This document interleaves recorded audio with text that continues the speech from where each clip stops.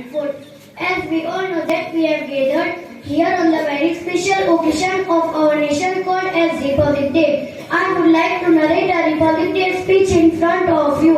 First of all, I would like to say a lot of thanks to my class teacher, as just because of her I have got such a wonderful opportunity in my school to come on this stage and speak something about my beloved country on its great occasion of Republic Day. India is a self-governing country since 15th of August 1947. India got independence from the British rule on 15th of August 1947, which will celebrate as Independence Day. However, on 26th of January since 1952, we celebrate as Republic Day. The Constitution of India came into force on 26th of January since 1952, we celebrate as Republic Day. This year in 2024, we are celebrating 75th Republic Day of India. India is a republic country which has no any king or queen to rule it. However, public of this country is the ruler. Every one of us living in this country has equal rights.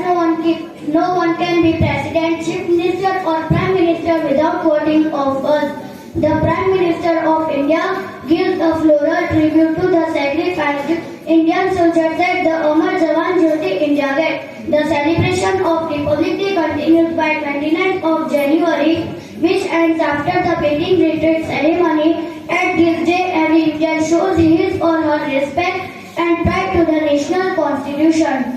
Being a citizen, the most important way to serve one's country is by being informed about its history, culture and current affairs. On this day, youngsters can take out time to read their country and learn more about it. This will help them understand the true meaning of being a patriotic citizen.